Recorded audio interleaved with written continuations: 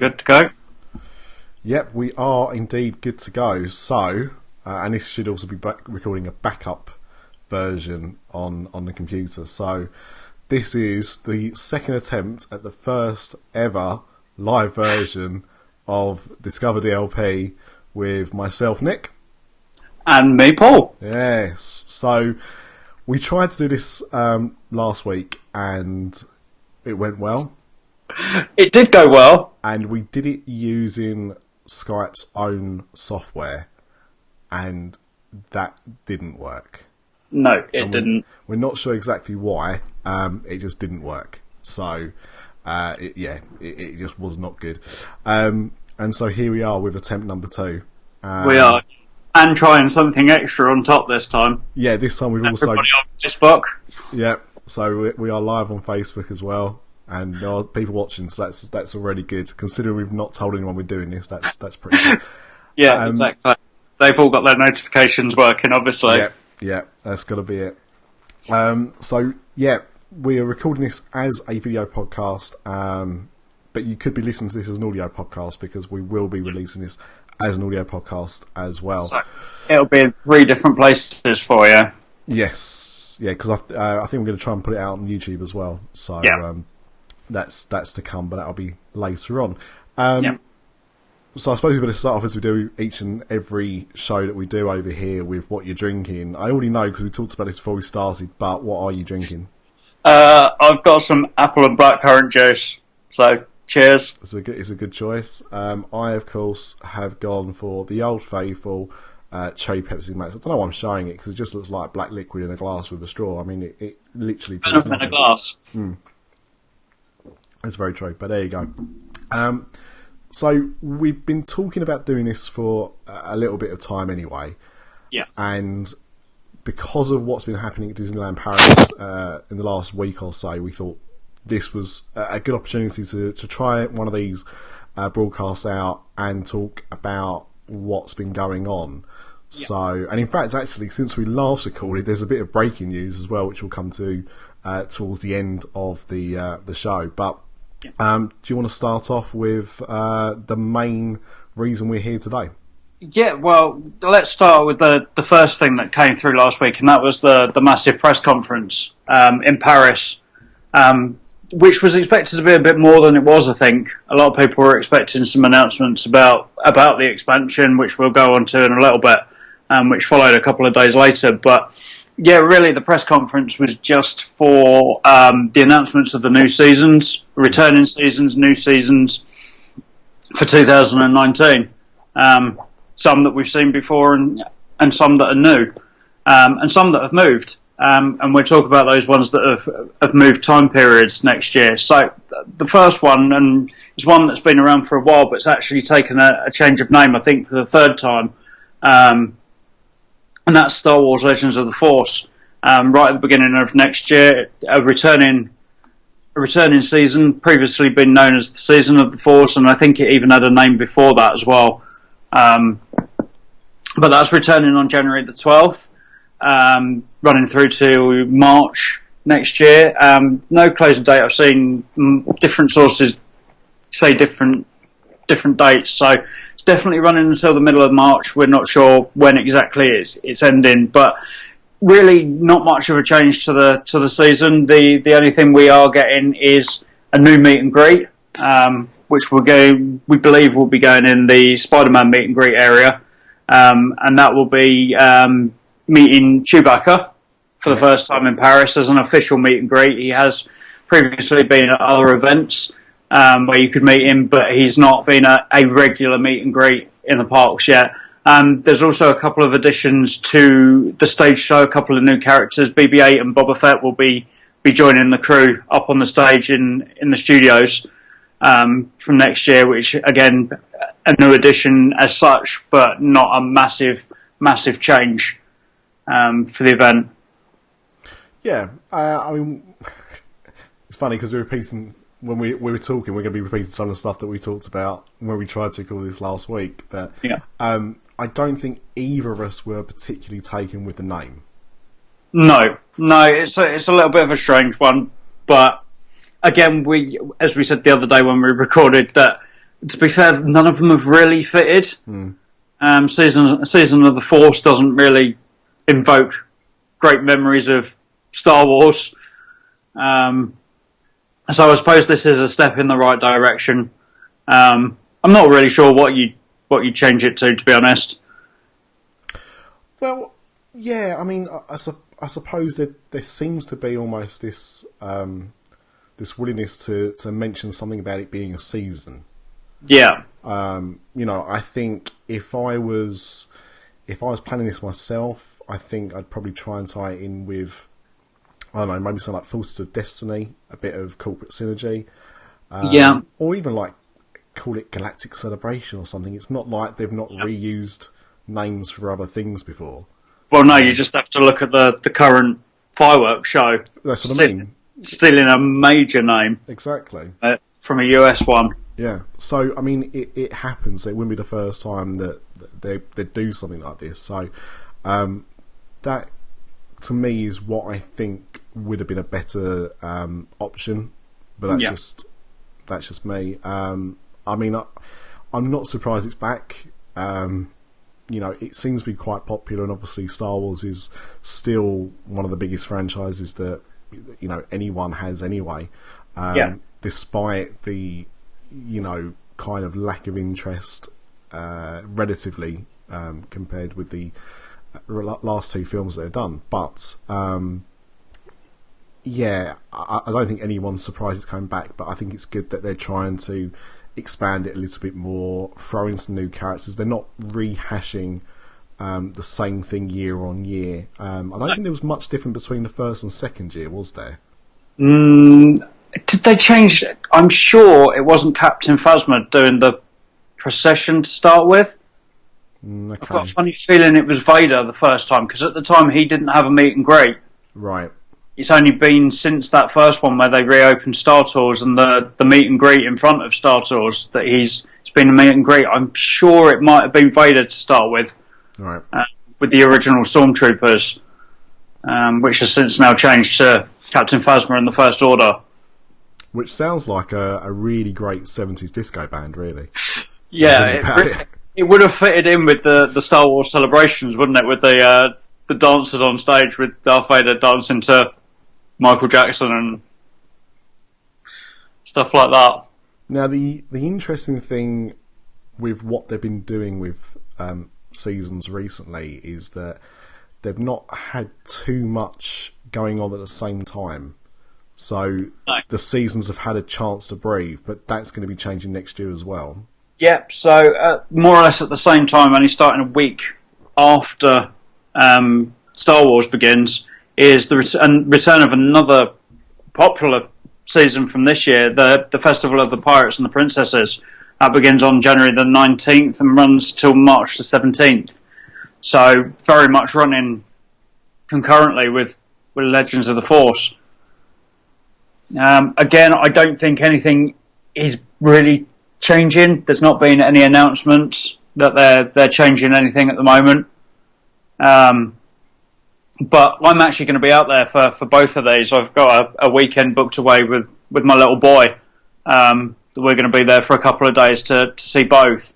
So both something we kind of had touched on a little bit with the first Star Wars weekend or season, should I say, a couple of years ago, but didn't really take a lot of it in. My little boy would have only been 3, and wasn't really into it as much. We went and met Darth Vader. We knew who he was, and we watched the parade, as I said, Captain Phasma and the First Order. But that was about all we looked at, and I think he knows a little bit more about Star Wars now. It'll be 6, well, just coming up to 6. In fact, it's a couple of weeks before he's 6, so I think he'll know a little bit more about those characters at that point. So we're going to take a little bit more of that in, and he loves pirates anyway, so that's perfect for him. So we're going to take him both, and I'm really looking forward to seeing what they both offer.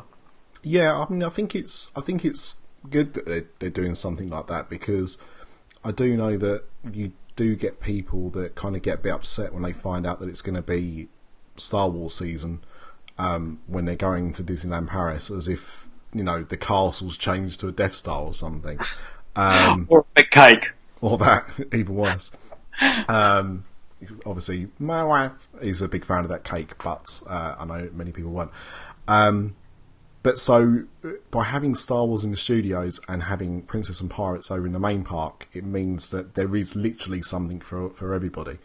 Yeah, exactly. And you kind of can ignore the Star Wars stuff in the studios. It's very compact. We found that, and we'll talk about it with the next season. But it's all kind of kept in one place. It doesn't take over a whole park, and the same with the Pirates and Princesses. That kind of just takes over kind of some of the decorations and a stage show, really. So it's very easy to avoid certain things if you're really not interested.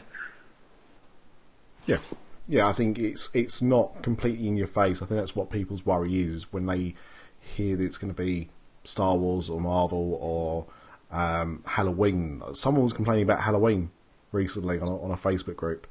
They were coming from Australia as well, and they were like, I can't believe I'm coming in October and it's Halloween. I wanted to see Disneyland Paris as a normal park, not as a Halloween park. I just thought, why would you book to go in October then? Try going to Disneyland. Well, yeah, exactly. At Halloween or Christmas, when you find that some of the major rides have got an overlay over them. Well, hopefully that'll be Phantom Manor next year as well. Yeah. But yeah, so these things are meant to be of interest to those people that are interested in what the season's about, but not ramming it down your throat too much. That if you hated Star Wars with a passion, you could avoid. You don't have to do all these things. It's not like everything's replaced with Star Wars. It's just additions to the park. Yeah. And not major additions to that. It's kind of the entertainment overlay, isn't it? More than anything, and it's not really replacing anything. They just kind of move from one to the other. So you're not missing out on anything. You're getting additional entertainment. Yeah, it is. It's an add-on, if anything else, isn't it? Really, to the usual offerings. Yeah. So with that said, the next season after that is Marvel Summer, which isn't the summer anymore, so it's now changed to Marvel Superheroes. They'll be arriving in spring, so more or less straight after the other two seasons finish, from April the 1st to June the 30th. Yep, the Marvel Superheroes will be returning. No major changes yet. We've been told that the show will get a revamp. We've talked about it. We didn't get to go and see it when we wanted to. But we've spoken about it. It didn't get really good reviews. There was some problems with some of the special effects, and was lacking in storyline. That's going to get a bit of a refurb to it. It's gone now. It's gone for, and I think we discussed this the other day. We worked out that it'd be gone for 7 months. About that, yeah. So they've got over half a year to fix the problems that they had with the original version. The only major changes, on top of the awesome dance-off that we had this year, that will be coming back, but with additional bonus Groot. We didn't get Groot the same as California did this year, but we will do next year. He'll be joining in with the dance-off and also doing a meet and greet on his off time. So when you said Groot, I thought you said group. And I thought, so they're going to be actually, it could be like a dance crew or something like that. But Groot's better, I suppose. Yeah, I can just see Groot doing the running man. But yeah, that's the only major change at the moment. Yeah, I mean, for those not aware, that it's going to be adult Groot rather than baby Groot that we've seen in Disney World for the meet and greets. They've had adult Groot at Disneyland California, to say, at the Guardians attraction outside there. He is probably everyone's least favourite Groot. After teenage and of course baby being everyone's favourite. But it's a good character meet. It's a good costume. So it's going to be a good addition. I don't think they mentioned anything about the statues, have they? No, they haven't. But I'd be shocked if they don't get dragged back out again. Yeah, I would assume so. They were a major part of just the atmosphere and everything. And we mentioned that the Iron Man statue was our waiting point for each other during the run weekend. Yeah. Just because it was such a focal point outside the what was the Cinemagique Theatre that's now, is it Studio Theatre they're calling it, I think. And that's the weird thing, because what I don't really get about this season and what they're kind of trying to do out there is that Marvel show should really be an all year thing. I think, you know, if they're going to just run it for the season, next year it's going to be a shorter season than it was this year. Yeah. So we're looking at the 1st of April to the 30th of June. So it's barely, you know, it's technically a day shy of 3 months. And then what's going to happen to the Marvel show? Is it going to continue? I mean, obviously this year, while it's in downtime, they're replacing it with our beloved Cinemagique. But is that going to be what they do every year? Is it going to be the Marvel season will have a Marvel show and the rest of the time it will be Cinemagique? Or, you know, next year are we going to see a revamped Marvel show that's designed to continue running all year round, so there's at least one Marvel attraction going on throughout the whole year? Yeah, it's interesting, and I do wonder whether there might be some swapping around of certain shows. We've talked about it previously on Diz After Dark about what's coming to the Marvel land, and we'll talk a little bit more about that in the next section. But I do wonder whether that show will end up going somewhere else once they start rebuilding that end of the studios. So I do wonder whether we might get the movement of Filmagique could possibly work in that theatre with all the new special effects they put in there. I don't know, but it would make more sense for it to be there than it does to be in Discoveryland. Yeah, I agree. I mean, it's now open, isn't it? Filmagique, and it's obviously not designed to be in that theatre. The screen's the wrong size. You know, not all of the effects work that you get at the other parks. It's an old attraction as well. Yeah, I think I think it celebrated its 14th birthday or something this week at Disney World. Like, it's an old attraction, and we're getting it for the first time, and it does feel very much like they just shoehorned it in because they could, and it doesn't feel like it's a permanent addition to me. And no, it seems like at times that they decide, we're just going to chuck in and see what sticks. Obviously, Mickey and the Magician did. That's done really well. They put this Marvel show in, not done anywhere near as well. They've tried Filmagique, not particularly popular because of what's missing from it. It does on occasion think they look at these theatres and go, we'll just throw this in there and see if it works. I mean, Filmagique's obviously been an improvement on what they have been doing in that theatre for the last, you know, God knows how many years. You know, there was still, when we were there for race. No, actually, they'd taken it down by then. But so the last time I went down there, before that, they were still advertising Ant-Man. Yeah. Bearing in mind, we had the sequel to Ant-Man this year. You know, and there was quite a gap between films. It was a long time coming. I think Filmagique may actually be more popular than we think, purely because a lot of people, especially if they've not been to Disney World or Disneyland California or Tokyo, won't have seen that show.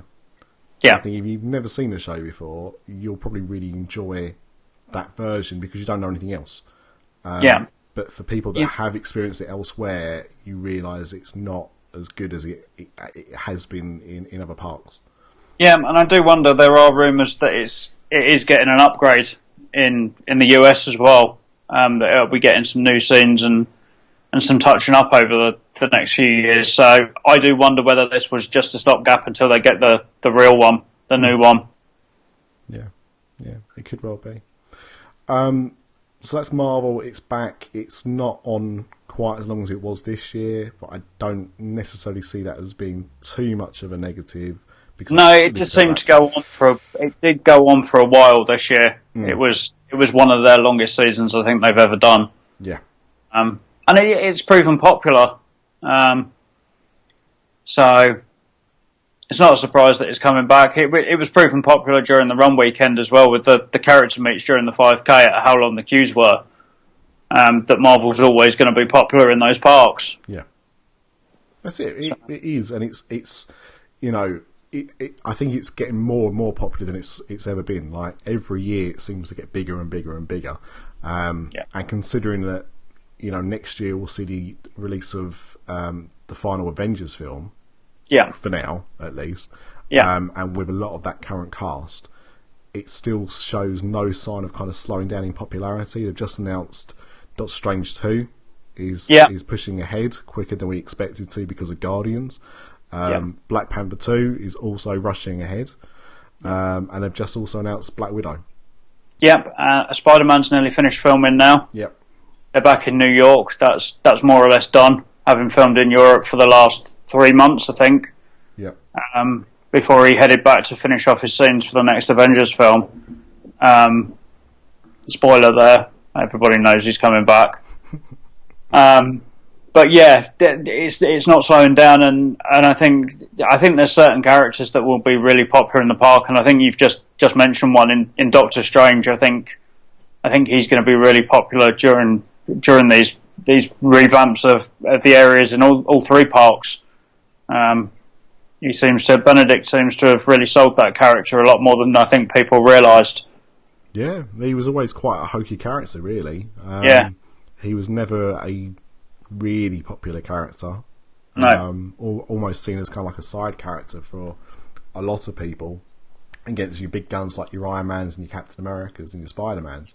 But he has proved really popular in those films. Yeah. So, you know, more of it, please. I'm quite happy with that. So Marvel is finishing earlier. Yeah. So we're going to have a new summer season next year. We are, and that is the Festival of the Lion King and the Jungle.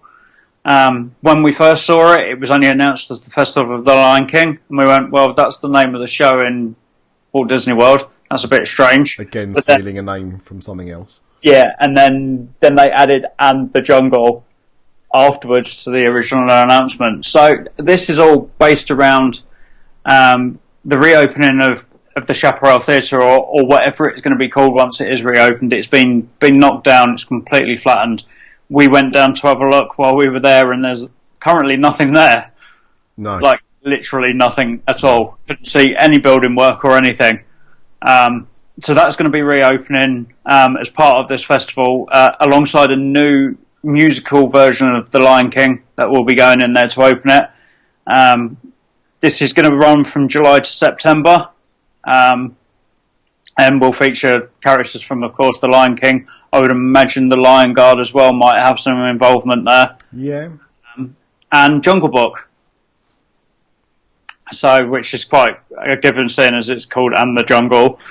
But George of the Jungle. Yeah. Disney film. So. Yeah. Tarzan. Yeah. Tarzan's been in that theatre so many times over the years. Yeah, that's true. Yeah, I quite enjoy that show, actually. Yeah. Yeah, it's a weird one. I mean, there's obviously the new Lion King film coming out next year, so it makes sense from that point of view if they're going to kind of do it as a tie-in. But what they don't seem to do a lot of in the parks, for whatever reason, is they don't seem to change things up too much when a film comes out. So, I mean, Beauty and the Beast, they did have Belle in the live-action costume, didn't they? Yes, when that film came out. The of Animation Building, yeah. That's right. But generally speaking, they don't tend to do much for the live action films when they're coming out. So when I first heard about this, and my thoughts around it now are that this is going to be, based around the animated Lion King, as you say, Lion Guard as well, possibly, and the Jungle Book. Again, I imagine that will be the usual meet and greets and, characters from the cartoon version, not the live action version. We said the other day that it's a strange choice because those meet and greets are very limited, and to characters that we see on a regular basis as well. Yeah. That's the problem I have with it as well, is that there doesn't seem to be on the surface anything fresh. No, like it seems to be stuff that you can do all the time. I mean, I know it was during the 10K, but obviously King Louis was out for that. Baloo is quite regularly out for photo opportunities. We saw Rafiki during that weekend in Adventureland while we was walking around there.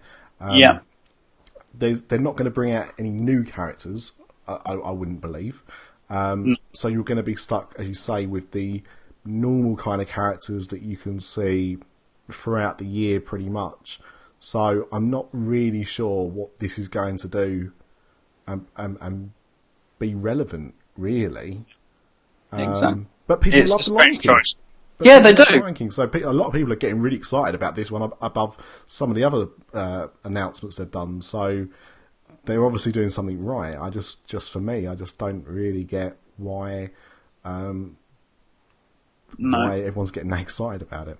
No, and I said while we were recording the other day that to me, this might point towards what we're looking at for next year's Run Disney races. That we may see a medal themed to the Lion King or the Jungle Book.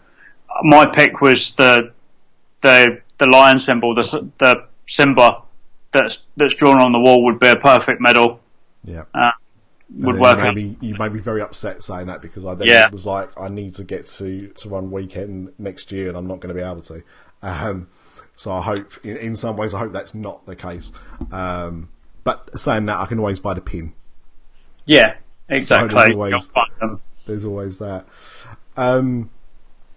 Okay, what's the next festival lined up at the moment? Well, other than that, they're the main ones. The new ones after that, it's just the Halloween and Christmas festivals, as they always have been. Halloween still going to be just a month. Next year, I know a lot of people have been asking for it to run longer, like the US parks. Walt Disney World starting in August and Disneyland starting in September, but no change for next year. Disneyland Paris is still sticking with just October for next year, and then obviously Christmas in November and December. I mean, I think that's fine. I think the reason for it starting earlier in America is kind of twofold. Firstly, you've got the tourists like ourselves who go during the school holidays. Only time we're going to get to go out there. So it gives people that chance to kind of experience that Halloween season and make a load of money. I mean, let's be honest, that's the main reason why they do it. So there's that element of it. And the second one is that it's just, Halloween is a massively popular time of year in America, and it's slowly becoming a bigger holiday, and you see a lot more things going on in the UK. I'm not so sure about the rest of Europe, but definitely in the UK, where shops have more Halloween stuff in, and you tend to have more parties. Schools now do Halloween discos and stuff like that. So it's definitely becoming a bigger and more popular thing in the UK, but we're still years and years behind America and how popular Halloween is there. So another reason is because it's just so damn popular. Yeah. And in Paris it's not been so. No, and we've said that the lack of parties, obviously Paris only has a regular Halloween season. They don't have evening parties that they close off the park to only people that have got an extra ticket. We're going to talk a bit more in depth on the next episode that we do about Halloween and what Disneyland Paris have done in the past. But they did try and expand into the adult side of things following Halloween Horror Nights lead a few years back. That didn't last very long. They did an evening in the studios where it was a bit more maze based and scare zone based. But that went by the wayside. That didn't do particularly well, and they went back to just doing the season by itself and not having these extra after hours events. Yeah, but it's getting there. But I think Halloween will remain to be a late September, beginning of October thing. I don't think we're going to see it ever expand. Or certainly not for the next decade or so, into being like a late summer thing. But yeah, and obviously, we got Halloween, then we got Christmas. Not much going on around Easter again. I think they're still going to have that kind of. They don't really do too much for Easter over at Disney. No, they had Swing into Spring, didn't they, a few years back? But that went by the wayside with the 25th anniversary. Last year, so that isn't coming back this year. So I know a lot of people like that, but I think it's very similar to what Pirates and Princesses bring. Yeah, I think it's kind of replaced it in a way. So I'm not too surprised that's coming back.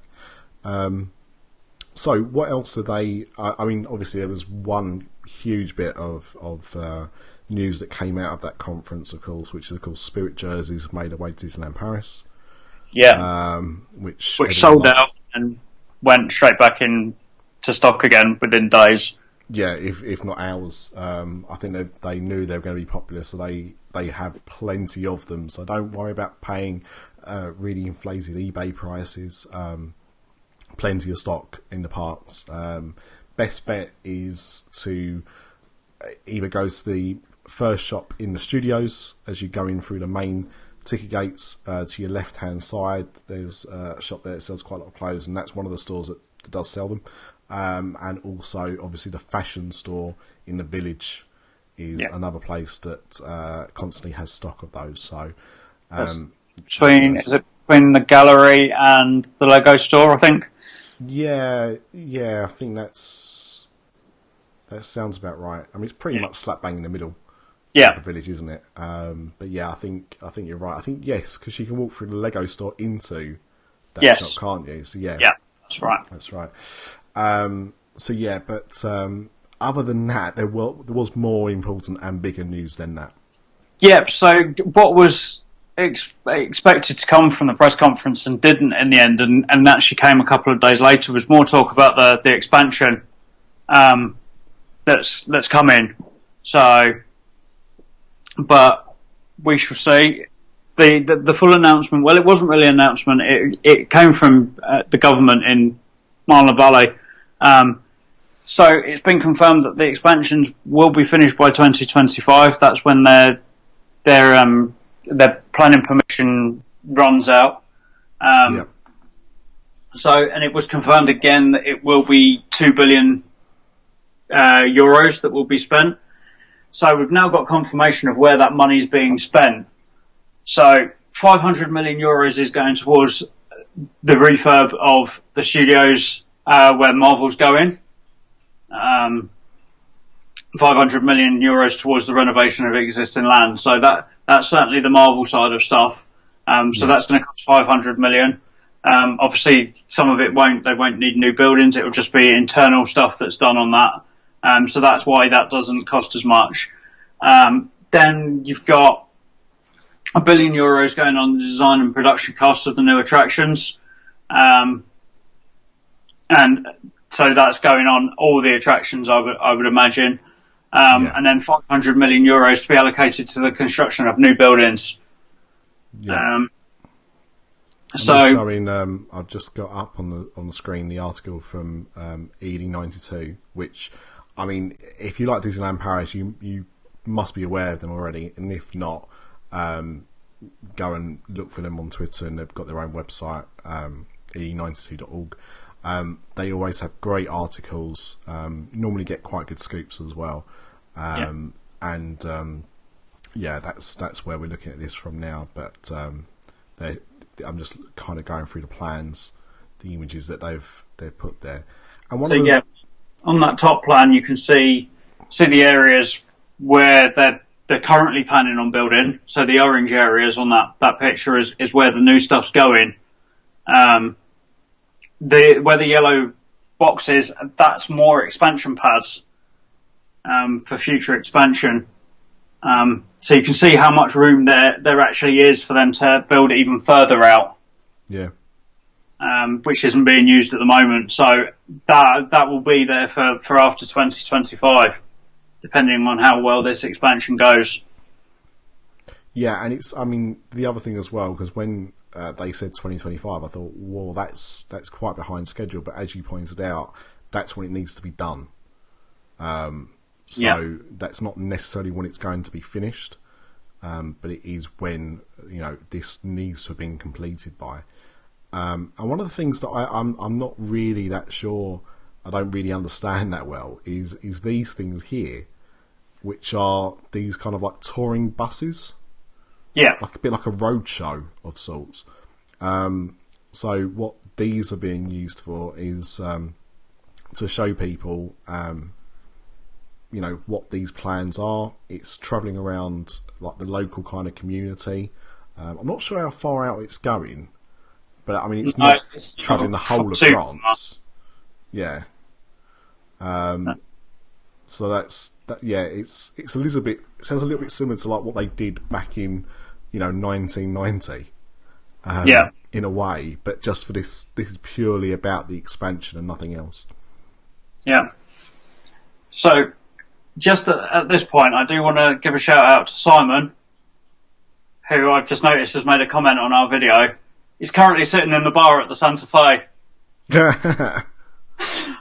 Is there anywhere better than being in a bar on Disneyland property whilst watching a live video of two people talk about Disneyland Paris? Well, yeah, exactly. I hope you're drinking a Glowtini. No, he said he was drinking 1664. Oh, get yourself a Glowtini, Simon. We had one the other week. It was glorious. Yeah. So it's I'll turn it off now. But yeah, it's obviously exciting times, I think. Yeah. This is the biggest expansion that we've really seen since the park first opened, much bigger than the studios project was going to be. The only thing we unfortunately talked about this on the failed recording was the fact that some of the properties by that time worried about how popular they're going to be. Obviously Marvel is constantly making new things, so more films and everything, that's all good. Star Wars, that will continue to grow and has this huge fan base, of course, but it's Frozen that's the one that worries me. Yeah. That's where I kind of not panicky. I'm not panicky about it at all, but I just wonder how relevant it's going to be by the time that expansion is finished. Yeah, and that's one of the ones that's obviously going to take the longest, I would imagine, because of its where it is on the plan. Obviously, that's the one that's furthest away from the current park, so you would imagine that's going to be the last thing to go in as well. That and the fact that there's obviously they're building a massive lake for it to go around, so it's not even a case of whacking up some show buildings. They're going to have to make this huge lake to theme this land. That's an awful lot of work. Yeah, it really is, and that lake we'll talk about something regarding that next. I think that's also come out in the last week or so. But yeah, that's going to be a massive undertaking, even more so probably than some of the new attractions, because it's a whole new situation. Disney haven't built a a lake like that for a long time. Well, probably not since they opened up a park. Yeah, I don't think they've ever built one in a park that's actually, already open and operational. Yeah, exactly. And that's a huge chunk of land, and they've got to take out the attractions that are already there in that bit, because of course that's going on top of where the studio tram tour is at the moment. Yeah. So it's not just a case of, we'll dig a big hole and put some water in it. They've actually got to flatten it. Yeah. As to what it is at the moment. So yeah, it's going to be a massive undertaking, and we said that we don't think Disney have had a expansion of this size ever. No. They've built lands. They built one land at a time, and then moved on to another part. Whereas this is 3 new lands all at the same time. Other than building a brand new park, they've never done anything like this. No, it's completely, as you say, it's unheard of. So yeah. No. We will keep everybody informed, though. Yeah, that's it. I mean, it's going to take a long time for all this stuff to be done. So lots of time to watch the progress and report back. Yeah. So yeah, you was going to. You said that there was some more news on the lake. Yeah. So in the last couple of weeks, probably week and a half, they've been testing some new equipment out on Lake Disney, in front of Sequoia, Newport, and New York. That points towards the fact that we're going to get a lake show outside of the parks. They've been testing water fountains and the like out there. It was rumoured a year or so ago, and we talked about it on Just After Dark and kind of pushed it away, saying it was rubbish, that it was never going to happen. Yeah, not that the show was rubbish, just the fact it was going to happen seemed unlikely. We didn't believe it at all, but then it looks like it's going ahead. I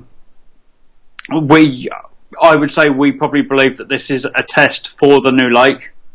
Once it goes into the studios, this is probably on a very small scale. It could well be that it's a continuous thing throughout the night, similar to what they did with the Christmas lights, the Christmas drones at Disney Springs a few years ago. Whether it happens multiple times a night, I would imagine that's where they're going. I don't think it's going to be a fireworks spectacular or anything like that. I think it will just be something, even not even going as far as something like the processional, the electric light parade on the lake outside the Contemporary. It's not going to be anywhere near like that. I would imagine it's going to be something that goes continuously through the night. Okay, interesting. I mean, it's a weird one, because obviously the reason why we kind of like poo-pooed it when there were first rumours about it last year is it seemed odd to put something like that outside of the gates. Yeah. Because that area is actually really accessible if you don't have a park ticket. Yeah, exactly. So, it's outside of the security. So anybody can get in there. They don't even have to be checked or anything to get there. I can see that changing. Yeah. If I'm honest. It's only talking about putting another checkpoint in. So yeah, I can see them putting one maybe at the other side of the lake, and maybe having you walk around the back of it. Yeah. So you can avoid the other It's one. interesting, because when I went and stayed at the Newport Bay last year, they actually had security checkpoints outside the hotel.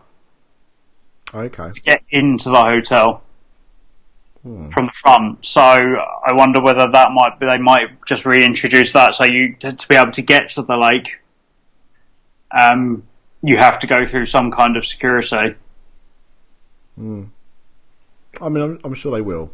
They're very, very hot on security for anyone that's never been to Disneyland Paris. I think their security is absolutely top notch. Arguably more so than even Disney World. And I say that because, there have been guns found in Disney World. And there's not been that found in Disneyland Paris. But yeah, I mean, it's very secure. So I'd be shocked if they had something like that just completely open. But yeah, I mean, it's interesting. Obviously, we're thinking something like the drone show, as we've seen at Disney Springs. But we'll have to wait and see. There's no kind of announcements or dates or ETAs even on it, are there at the moment? It's just no, a work it's in literally progress. it's all just rumour at the moment and what people are seeing around the lake. Yep.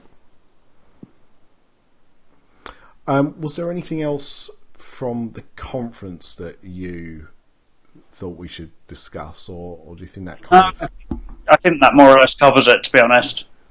There was, as I said, people were expecting a lot more than what actually came from it.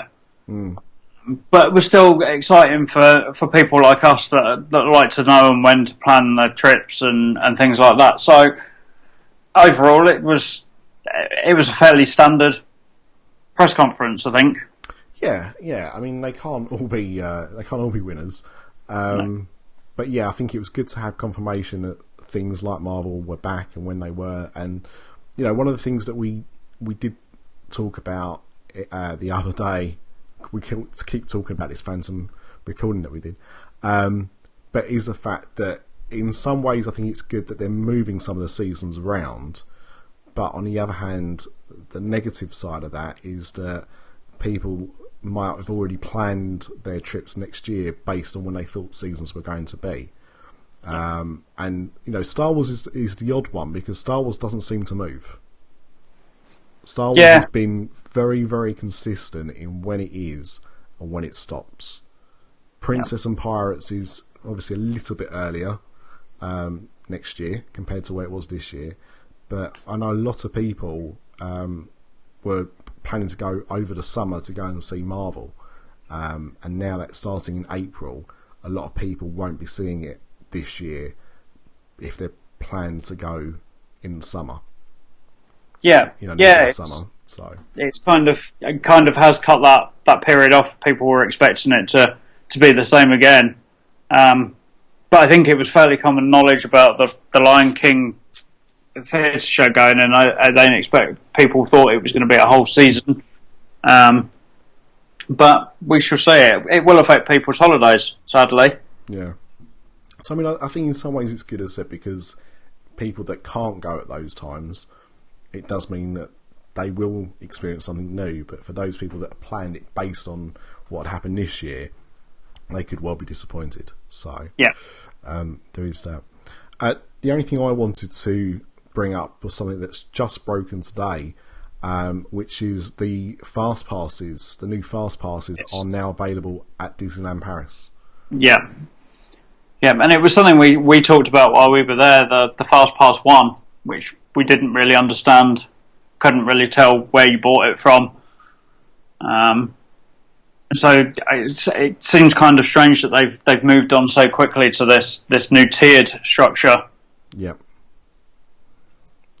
It's all very odd as well. So there's four different passes. There's 2 under Super Fast Pass and 2 under Ultimate Fast Pass. Yeah. So starting at £26, excuse me, that's the cheapest one. That gets you a Fast Pass for 3 attractions. Ratatouille, Peter Pan and Buzz Lightyear. And these are one time. These are all one time. If you plump up for the Big Thrills version, you get Hyperspace Mountain, Rock and Roller Coaster and Twilight Zone for the same price. Now, it's £26 whether it's low or high season. Yeah. At the moment, which is odd. But the weird thing is... It says £26 or £40. I must vary by the day. Yeah. Okay, right. So it's £26 or £40 depending on if it's a high day or a low day. Mainly that means if it's a weekend or holidays. £26 or £39 from November the 7th. So it goes down £1 after that time. Then you've got the Ultimate Fast Pass, which is one-time access to everything on that list, including Big Thunder Mountain, Star Tours, and Indiana Jones, which are not available on the more basic level, and that's £53 or £79, depending.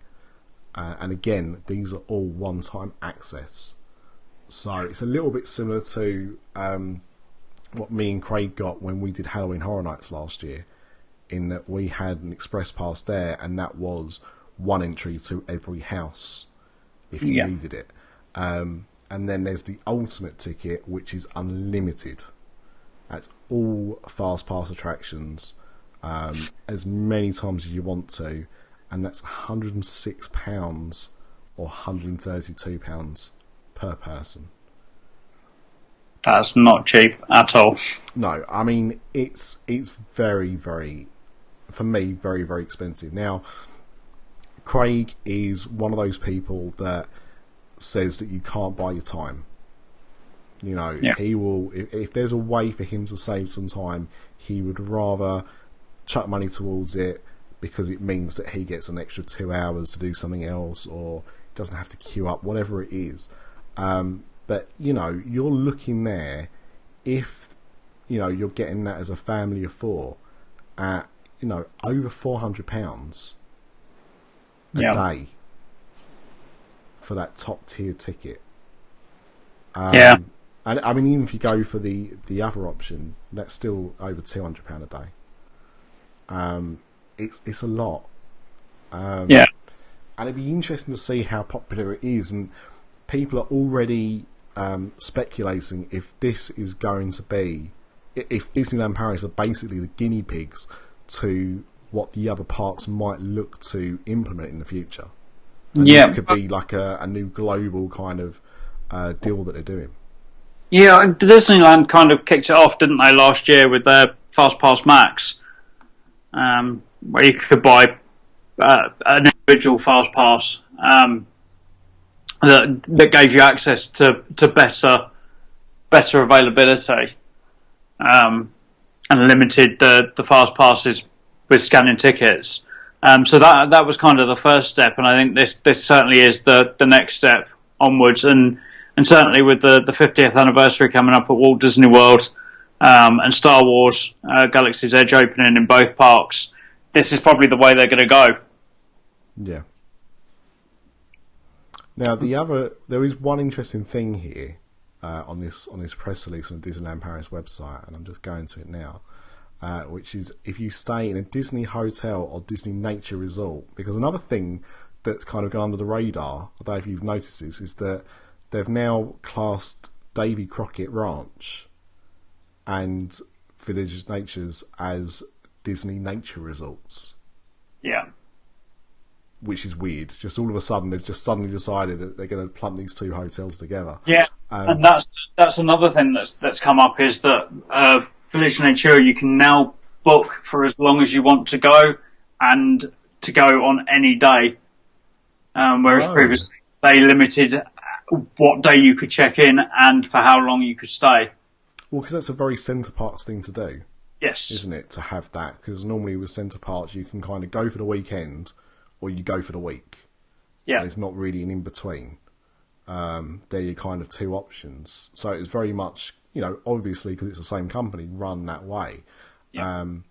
But yeah, I think it's odd to be associated with a theme park and be so kind of stuck to that regiment. So, you know, that's good. But yeah, if you stay in a Disney hotel or Disney Nature Resort, you can get the unlimited ticket for the price of the one-time ticket.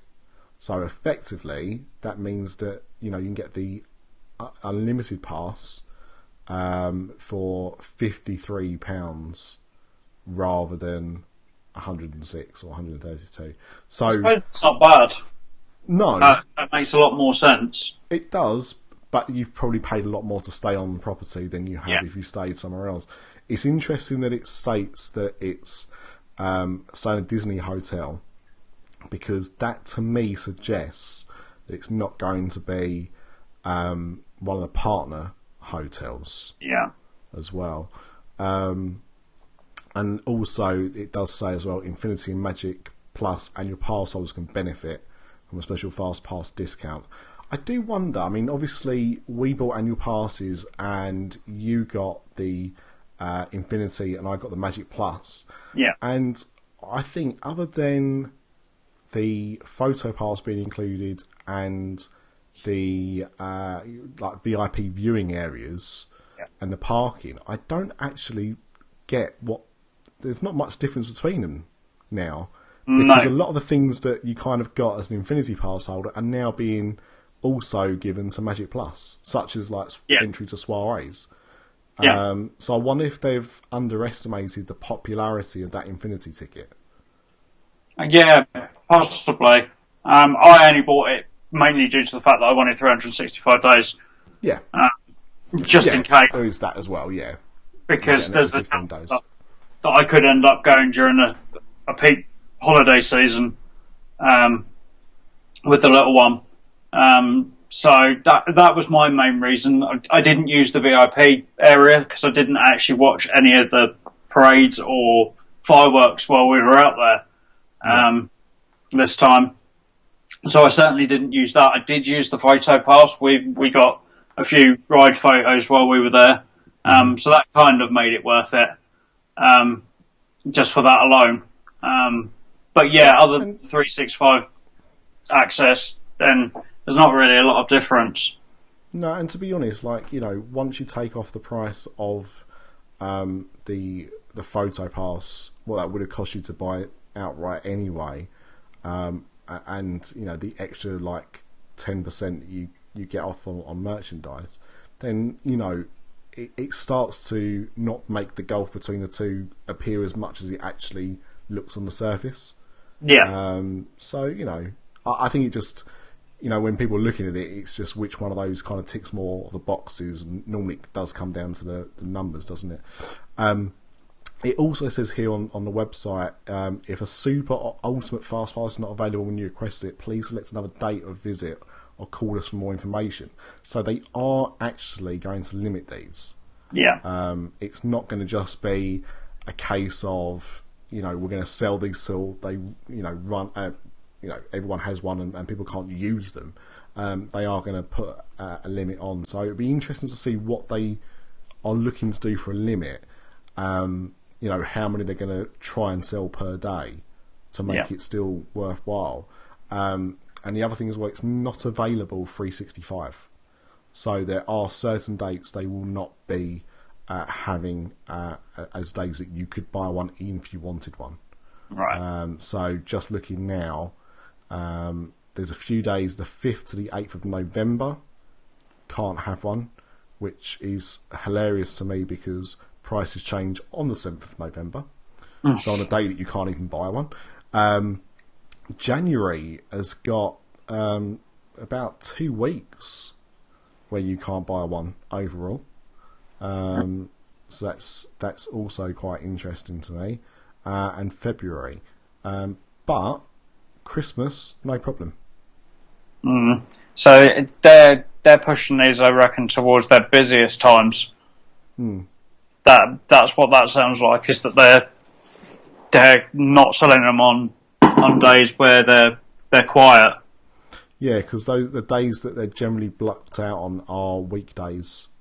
Either Tuesday through to Friday or Monday to Friday, depending on, you know, high season dates are pretty much from the 15th all the way through to the 7th of January. 15th of December. And the reason for it being up to the 7th of January is because that's when Russia's still celebrating Christmas festivities.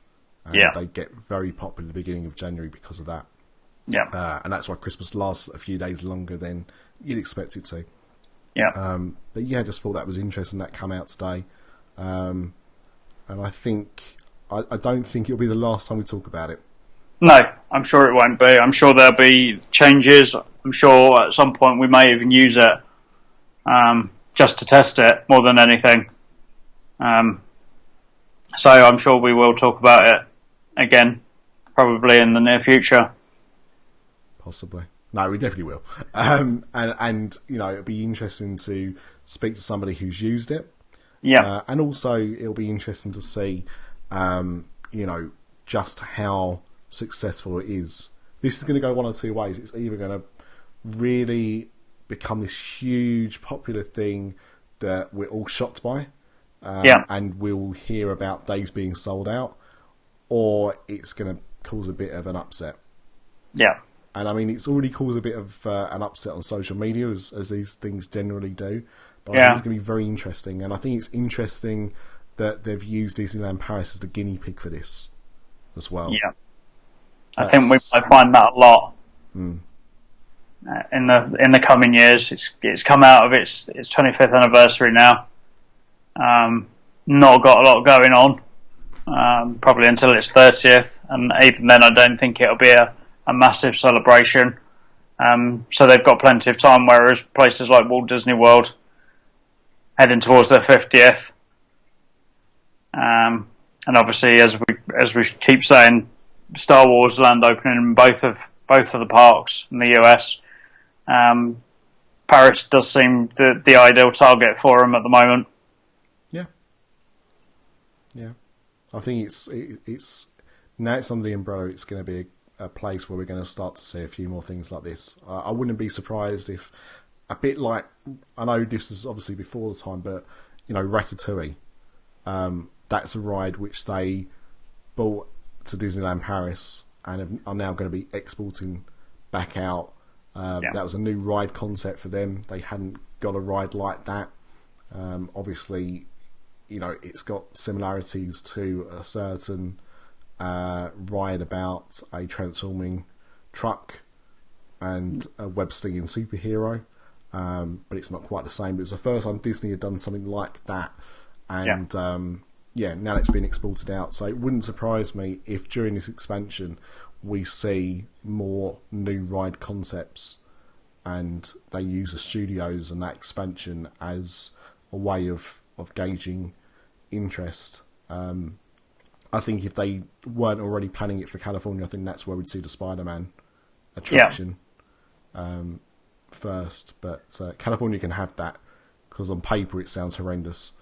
And I only want to go on it if it's not horrendous. So, maybe we'll get something else when that happens. But, right. Was there anything else you wanted to talk about before we wrap up this episode? No, that was it. Excellent. Okay. Well, this is an odd one because how do we leave a video podcast and a normal podcast? I suppose to anyone that's watched the live stream or on YouTube later on, thank you. And we hope you've enjoyed it. And if you like this, if you have enjoyed this, then we'll look to do some more of these. If you don't like our faces, we'll take the hint and we won't do any more. Or our face. Hopefully you will. And for you listeners, listen to us via the podcast apps. Thank you very much for listening to this episode. And as Paul said, we'll be back later. Either towards the end of the month or early next month with a kind of look at the history of Halloween in Disneyland Paris. Yeah, and we're going to look at Cinemagique as well. Yeah, I don't know whether we're going to do that on the same episode or might push that back to the one after that. But basically, we're thinking of new ideas and concepts to discuss, and also as well, anyone that if there's something you want us to look into or discuss.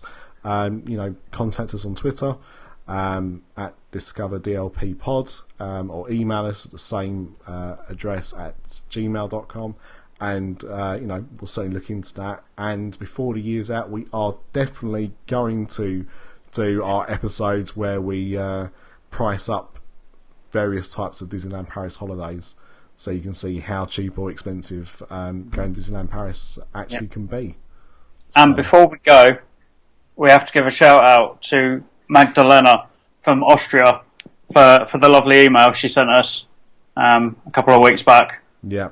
Thank you for that. Yeah. It was very that we really appreciate that. Thank you. Yeah, we don't. It's an odd one because you get the odd kind of comment on Twitter, but when somebody goes out of the way and kind of emails with that much stuff, it's really nice. And yeah, you feel that these hours putting into stuff is worth it because people obviously enjoy it and get something out of it. And we do it because we enjoy it, but there's no point in us doing it just because we enjoy it unless people are actually enjoying it with us. So thank you for letting us know about that.